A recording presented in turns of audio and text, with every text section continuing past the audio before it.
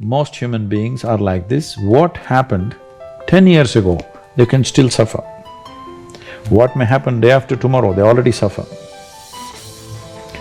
They are not suffering life, they think they're suffering life. They're not suffering life, they are suffering the two most fantastic faculties that human beings alone have, a vivid sense of memory and a fantastic sense of imagination. So what I meant by that is like every day we're seeing who we are as people. When I was growing up, I lied for people to accept me because I didn't accept myself. So I would make up stories so that you would accept me into your world. I would, everything I did was for someone else to like me.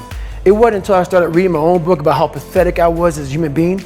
I could blame my dad, I could blame kids at school, I could blame having health issues, ADD, my mom not being around. Great mom, but she was doing her thing. Right. I could blame a lot of people. And that's the book I was reading. And I put it off on everybody else. It wasn't until I said, you know what, for me to fix this, I gotta read what the fuck is wrong with David Goggins. Not blame anybody. Read my book and say, okay, I'm afraid of my shadow. How can I overcome that? Go in the military, get your ass kicked, do things you hate to do. Be uncomfortable every fucking day of your life. Roger that. I'm not the smartest kid in the world. Okay. Instead of somebody saying, oh no, you're smart. No, don't say that to yourself. I said to myself, no, I'm a dumb motherfucker. Okay, roger that. How you get smarter? Educate yourself. So the things that we run from the truth. We're running from the truth, man. So the only way I became successful was going towards the truth. As painful and as brutal as it is, it changed me. It allowed me to become, in my own right, who I am today.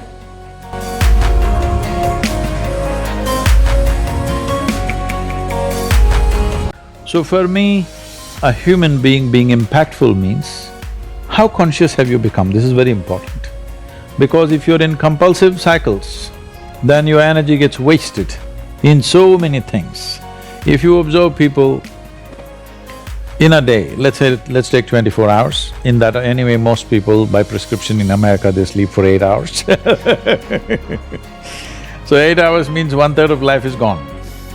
In the remaining 2/3 they have to eat, they have to, shower, bathroom, this, that, all this, another 2-3 hours gone. So literally 50% of life is gone, daily basis, just for basic maintenance of this life. 50% of the time is gone in maintenance, remaining 50%, what they have. If you look at every single move that they may make with their body, their thought process, their emotions, you will see a whole lot of it is happening in compulsive cycles. Or in other words, if you are little sensitive to life, you will realize you are the biggest issue in your life. So this is one thing that I'm trying to do with people, that you are never the issue in your life. I'm not the issue. My thought, my emotion, my body is never the issue. My thought, my emotion, my energy and my body are my instruments of function. They are not impediments in my life.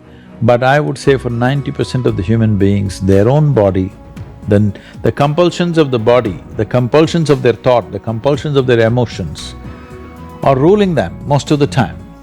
So when you yourself are a problem, well, you're on self-help. So how do you begin to break out of that? Like if we're all stuck in these compulsive patterns, how do you gain the consciousness that you're talking about and begin to, I don't know if the words go beyond, elevate, like how do you stop being in that endless cycle? Everybody wants a solution, but nobody wants to delve into the problem and see what is the nature of the problem that we have. The nature of the problem is like this. Why are we compulsive? What is it that's compulsive about us? Compulsion means we are going to the same place again and again. That means we're going in circles. The nature of physical existence in the universe is such, whether you take an atom, an individual atom, or the cosmic space, everything that's physical is always in cyclical movement. The atoms are doing their circles, the solar system is doing its stuff, the galaxies are doing their stuff, our own bodies are going through cycles. In fact, we are born because of the cycles in our mother's bodies. That's why we are born. So, entire physical nature is born out of cyclical movement. That means compulsiveness. So do not misunderstand compulsiveness as something bad, it's the basis of your existence. It is a good platform. But you're supposed to stand on the platform and act. Right now you have become the platform, so somebody else will dance on you. So there is enough evidence to show only when you're in pleasant levels of experience, this happens best. So obviously, joy is first, then growth.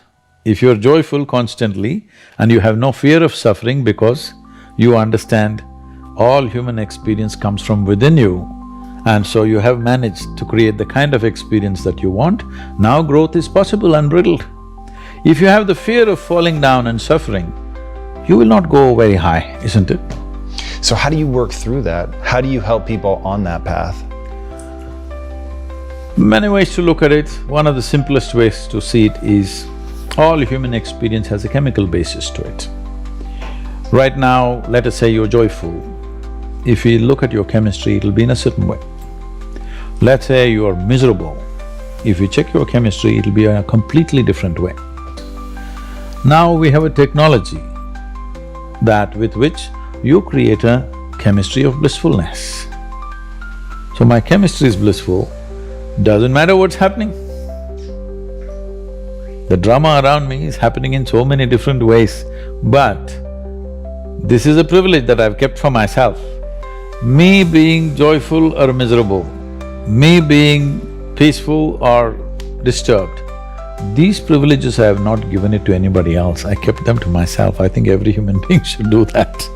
That the privileges of the nature of your experience must be in your hand. Because when you try to act in the world, there are many forces. All of them will not always cooperate. Sometimes they cooperate, many times they will not cooperate, many times they'll turn against you. This is the nature of the world, that's how it should be. World will never happen 100% your way, and I'm glad it is so, because if it all happened your way, where do I go? I'm glad it's not happening your way. Little bit my way, little bit your way, little bit somebody else's way. That's how the world should be.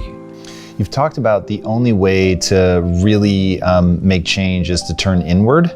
As we look inward, turn inward, go inward, what are we working on awareness, consciousness? Like what is the…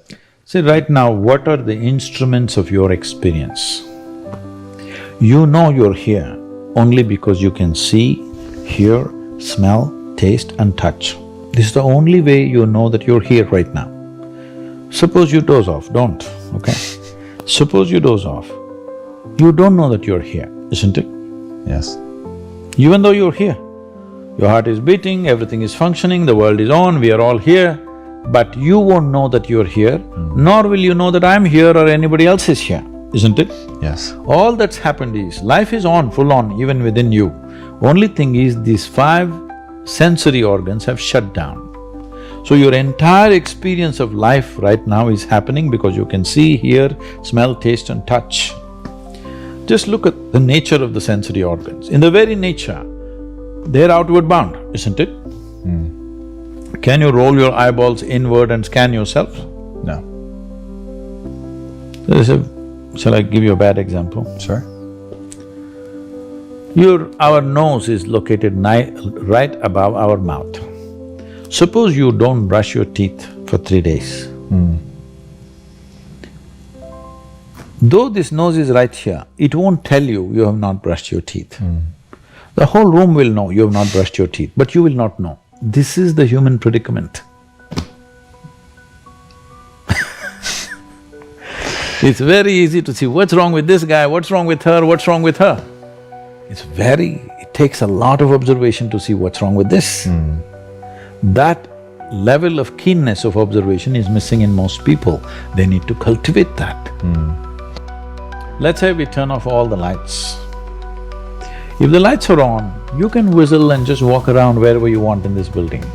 We'll turn off all the lights and make it pitch dark where you can't even see your own hand, like that. Now, every step that you take, will you take it in utmost alertness? Will you be fully awake or asleep? Fully awake. Fully awake. Why? Because you don't know where's the next step. Just to live like this. If you simply live like this, naturally you are on the highway to enlightenment. Everybody assume and believe because it's comfortable to simply believe something. The very word belief means this, that I have concretized assumptions of which I know nothing about, isn't it? Isn't it so? Yeah. Either you know or you do not know. Where does the belief come from? When you pretend what you do not know as I know, that's belief. But you can't believe something all by yourself. So you need 100 people around you. That's why always believers are in groups, seekers are alone. Most human beings are like this. What happened 10 years ago, they can still suffer. What may happen day after tomorrow, they already suffer. They are not suffering life, they think they're suffering life. They're not suffering life, they are suffering the two most fantastic faculties that human beings alone have, a vivid sense of memory and a fantastic sense of imagination. Right. So what was that moment like, looking in the mirror the day you decide, okay, wait, enough is enough? Well, it was pretty crazy for me. It took a while to get to that point where enough was enough. What happened, I came home one night from work spraying for cockroaches. And long story short, I turned on the Discovery Channel. I saw some guys going through Navy SEAL training. And they were going through Hell Week and they were getting their ass just beat. You know, in and out of the water, guys ringing the bell. There's suffering. And I was weighing like 297 pounds. And I had to make a change in my life. You know, I was at an all-time low and I wasn't going anywhere. And I was exactly what everybody said I was gonna be, which was nothing. So I had to make a change. What was it about seeing suffering? That's really interesting, and I actually get it, but I want to hear you explain it. Why suffering was the thing that triggered that thought? Well, for me, growing up, I came from a horrible background. I got called nigger every day of my life growing up, lived in a small town. The Klan headquarters at that time was about 20 minutes from where I lived. Right. One of the high ups in the KKK, son, sat behind me in 2 classes, so he called me nigger all the time. I got my first car, they spray painted nigger, we're gonna kill you on it. So I was just an insecure, scared kid. And the only way I could find myself was through putting myself through the worst thing possible. How'd you have the insight though? Like, that's so counterintuitive. Like, most people, that's precisely what they're trying to get away from. Right. So what was it in you at that moment? You're overweight, you've been bullied essentially your entire life up to that point. What makes you go, all right, motherfucker, like that's what I've got to do? Well, no one was helping me out. So my dad made my mom kind of irregular. So she worked 3 jobs, went to college full time, so she was never around. One time this person drew a picture of me and, you know, said, we're gonna kill you nigger on my Spanish notebook. Jesus. And I took it to my principal. And my principal said, they spelled nigger Niger. That was the best advice he can give me. So long story short, what I realized was no one was here to help me. And the feeling I had every morning, I started shaving my head when I was 16 years old. And the feeling I had every morning when I looked in the mirror was horrible. And I didn't want to feel like that anymore. And how I felt was a kid going nowhere, a kid that was scared. And most kids will accept that and look for help. But the best thing that happened to me, no one helped me. No one felt sorry for me. No one looked at me and said, like this day and age, they'll take you in and they'll tell everybody, stop picking on this person. Back then, they didn't care. The KKK marched in our 4th of July parades. They had to stay 100 yards back, but they marched in it. Wow. That's how this town was. And my mom cared about me, but my dad took our soul. And she, you know, did the best she could. I had to figure out I wasn't gonna be a punk kid all my life. So the only way I could turn around was to suffer. I had to build calluses in my brain the same way I built calluses on my hands. So I broke the Guinness Book of World Records for pull-ups a long time ago, but I failed at it twice. And I did 67,000 pull-ups in trying to break this record. So to do 4,030 pull-ups, I had to do 67,000 for training for that. Wow. And so what I realized is for me to become the man I wanted to become, I saw myself as the weakest person God ever created. But I never blamed God for anything he did to me. So I wanted to change that to be the hardest man ever created. Am I that? I don't know, but you had to have a goal. And my goal when I was sitting there, not going to school, being bullied, having no self-esteem, my goal was the only person that's gonna turn this person around is me. And the only way I can turn it around is put myself through the worst things possible a human being can ever endure. And that'd be the only way that I can build this brain to handle anything that comes in front of it, callousing my mind through pain and suffering. In the end, like, what would your advice be to that 16-year-old kid who's staring in the mirror, does not like what he sees, but is still running from adversity? Well, my biggest advice to him is that, first of all, he won't like what I say to him, because I'm gonna say the exact opposite of what the world, today's world, is saying. So we read a bunch of books nowadays. As humans, we want to find out how to be someone else. What we don't do is we don't go inside. So literally turn yourself inside out. Read the book that's like we're writing a book every day of our lives, but we never read that book. So what I would challenge this young man or young woman to do is you have to look inside of yourself to see what you really want. What are you passionate about? We use these words and these little phrases of only the strong survive and all this other crap. They're all just fucking words. I get so tired of hearing people just talking. Like right now, someone may think Goggins is just talking. You don't know me. So when I speak from passion, I speak from experience, I speak from suffering. I have to tell this young man or woman that the only way I believe, and this is just my experience in life, the only way you're ever going to get to the other side of this journey is you have got to suffer to grow. To grow, you must suffer. And some people will get it and some people won't. But they have to see what their journey is to start their journey. Several people live to be 100 years old and they have great lives and they have great kids. Their kids go to college and all sorts of stuff. But somewhere in their life, there was a point where they had a decision to make. They can go left or right on this path. Left was the easy route. Right was the hard route. A lot of people take the easy route. And they had a good life that way, but the better life was going to the right side. And you may have 20 years of pain and suffering to get past it, but a lot of us die never truly starting our journey. And I would tell this young person, you gotta start your journey. It may suck, but it will come out the other side where you're coasting. So what I meant by that is like every day we're seeing who we are as people. When I was growing up, I lied for people to accept me because I didn't accept myself. So I would make up stories so then you would accept me into your world.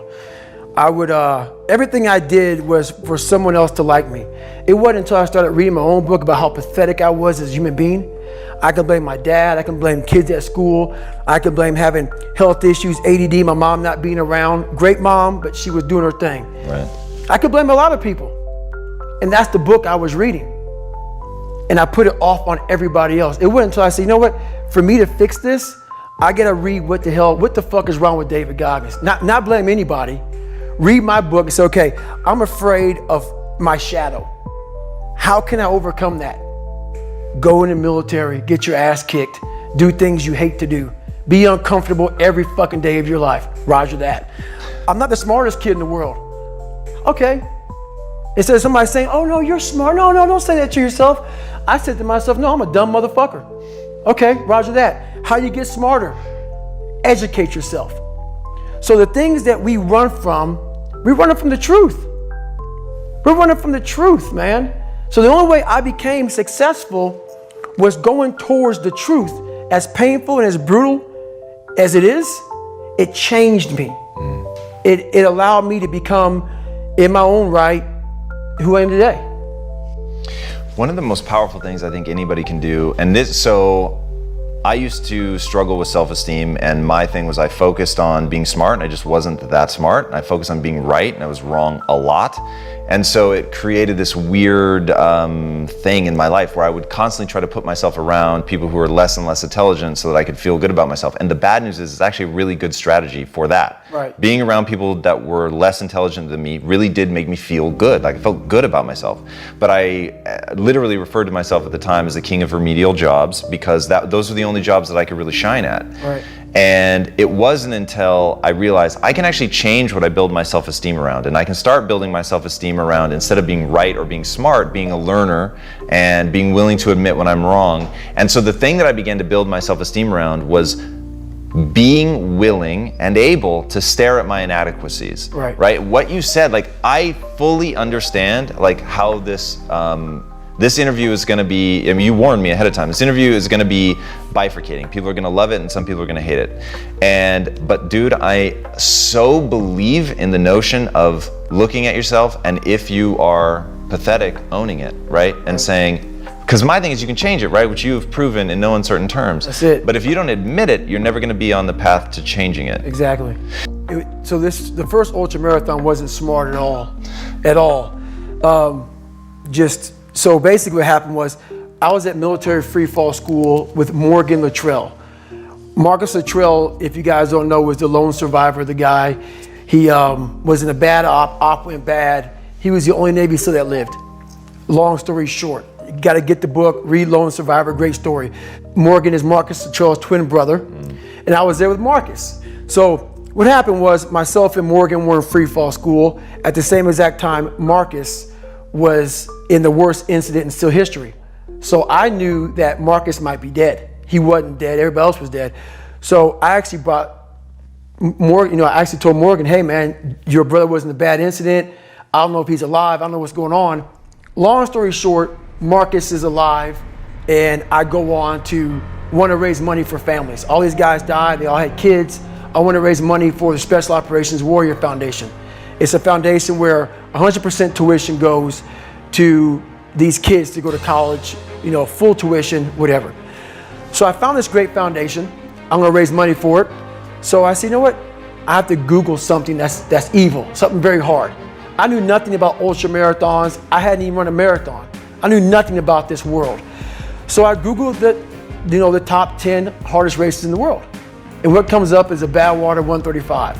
It's a 135-mile race through Death Valley in the summertime. I thought it was a stage race. I thought it was a race where you run like 20 miles, set up camp, barbecue outside, and then go run some more the next day. So I called the race director up at the race and said, hey, Chris, his name is Chris Kosman, I want to do your race. So we had a long conversation. I was much heavier then, and I hadn't put running shoes on in over a year. How heavy are you at this point? I'm around between 240 to 270. Whoa. I'm in there. I'm in that range. My weight has varied a lot through the SEAL teams and out of the SEAL teams, so I was a heavy guy. But the long and short of it all was I hadn't put running shoes on in over a year. I was a big time power lifter. I lifted weights heavy. That's what I did. Right. I got back home from Iraq, went straight to free fall school, and then this happened. So I called Chris Kosman up on a Wednesday. He says, look, man, the only way you can qualify for my race is to run 100 miles at one time in 24 hours or less. There happened to be a race that Saturday, so 4 days later. And he said, if you qualify by running 100 miles or less in 24 hours, I will consider you my race. I'm gonna cut to the chase. I signed up for this race. It was called the San Diego One Day, where you run around a 1 mile track for 24 hours to see how many miles you can get. My goal was 100 miles. So I got to mile 70 and I cleared 70 miles in like 12, 13 hours pretty quickly, but I was done. My feet were broken. I was stress fractures, shin splints, muscles were tearing. I was in bad shape. I was eating Ritz crackers and drinking Miloplex. That's all I had. No water, didn't know what the hell I was doing out there. Had on some tube socks. It was just ridiculous. It was a clown show. So I sat down at mile 70, and at this time I was married. And I look at my wife and I was like, I'm messed up bad. So I literally start to turn white. And when a black guy turns white, you're pretty fucked up. So here I am, I'm all fucked up in this chair. I'm at mile 70, I think I got 30 fucking miles to go. I'm jacked up. I got to go to the bathroom, and the bathroom's like 20 feet from me. It's a porta potty. I can't get out of the fucking chair. So I'm peeing blood down my leg. Whoa. Pooping up my fucking back. And I got 30 miles to go. And I can't stand up because my blood pressure's all messed up. I've been in 3 hell weeks, Ranger School, overcome so many obstacles in my life. This last 30 miles of this race is when I realized a human being is not so human anymore. We have the ability to go in such a space if you're willing to suffer, and I mean suffer. Your brain and your body, once connected together, can do anything. And this 30 miles was the life-changing moment. I was out of it. I was in the worst pain in my entire life. I was, to me, on the brink of death. And I was able to chunk this 30 damn miles into small pieces. I was so driven, and I'm not gonna say motivated because motivation's crap. Motivation comes and goes. When you're driven, whatever's in front of you will get destroyed. So I sat in this chair and I was so driven to succeed in this race. And at this time, everybody goes, were you thinking about the guys that died? And I'm not gonna lie to you, I wasn't. This became a personal thing. This became me against this race, me against the kids that called me nigger, me against me. It just became something that I took so violently personal. And I broke this thing down into small pieces. I said, okay, I gotta get nutrition. I gotta be able to stand up before I can get off this curb and get off this chair and be able to go 30 miles. So I went through all these small steps and I was able to stand up. And then from standing up, I was literally walking around with my wife at the time, and she goes, "You're not gonna make the time." She goes, "You're walking like 30-some minute miles." I got to mile 81, and the second she said that I'm not gonna make the time, I ran the last 19 miles nonstop.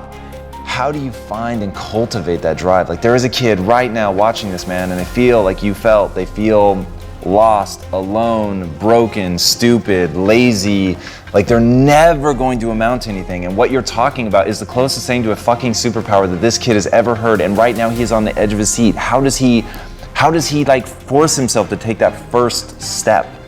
I'm very fortunate that I grew up at a time when there was no phones and there was no social media. And I suggest, yes, I'm on social media on a very limited basis because I have a story to tell. And it's a great platform.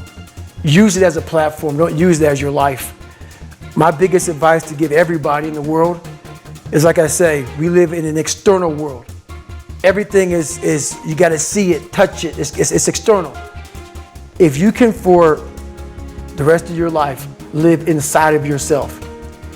Stop listening to people who are calling you fat, gay, transsexual, nigger. Everything that is makes no sense. All these insecure people putting their insecurities on you, you gotta flush it out. You gotta just be whoever the hell God or whatever the hell you believe in. If you believe in nothing but yourself, I don't care what it is. You gotta take everything and throw it away. You have to believe in one thing, and that is yourself.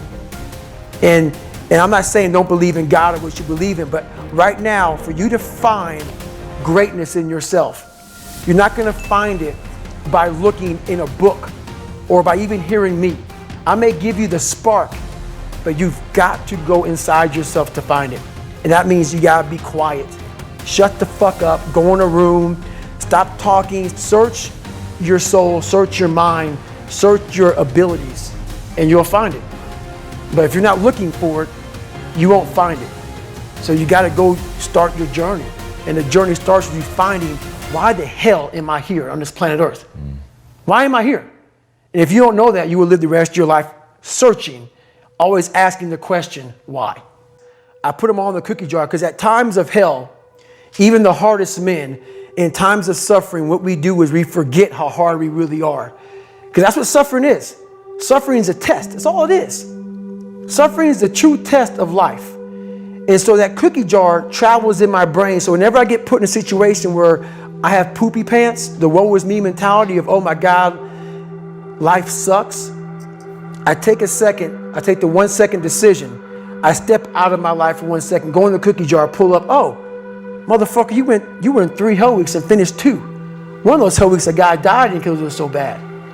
Oh, you are a motherfucking badass. You are. I put it back in the cookie jar and I remember who the fuck I really am. I'm not the kid that was called nigger. I'm not the scared kid. This is who I am. It's a reminder of who you truly are at the core of yourself. But what I was saying to myself the whole time on that track, and this is what I say to myself. Self-talk and visualization are the two keys to my success. I believed for that last 19 miles, I was indestructible. Because I took myself in that chair, crapping up my back, peeing blood down my leg, shin splint, stress fractures. I use all that for motivation versus negativity. I use it for motivation. I said to myself, who on this fucking earth would still be going right now? You are. You are.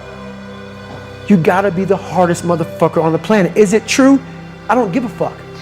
At that time, it got me to the finish line of that fucking race. I believed it. I believe it today. I believed it enough to where my body said, he's not gonna stop. And I took all the negative things. I need to go to the hospital, this and that. And I used it all. Who the hell could even get out of that chair? You did. Who the hell would even think about taping stress fractures up? You did. All those things I used for motivation. So if you had, this may be impossible to answer, but if you had that same kid from earlier, he wants to take that first step, you want him to go experience some life, what one specific thing would you tell him to go do? I'd first ask the kid, who are you? At the core of your soul. And if he can't answer that question, our conversation's over. Because I can't say shit to him. Right. If you don't know who you are, I can't tell you who you are. What is the impact that you want to have on the world? The impact I want to have on the world is, it's a great question, man. And it's a question that I've been asked many times. And I have several answers for it. But the biggest one is, we are all great. No matter if you think you're dumb, no matter if you think you're fat, no matter if you are fat, no matter if you've been bullied, or no matter if you just got back from Iraq or Afghanistan and you have no legs or your arms or whatever, man, we all have greatness. You gotta find the courage. You gotta find the courage to put your Bose headphones on and silence the noise out of this world and to find it. And to find it because it's out there, but it's gonna take hard work, courage, self-discipline. It's gonna take all the non-cognitive skills. All the non-cognitive skills to be great. You know, smart is good, all this stuff is good, that's all cognitive. It's the non-cognitive skills that set you apart from everybody else. And that's what it's all about.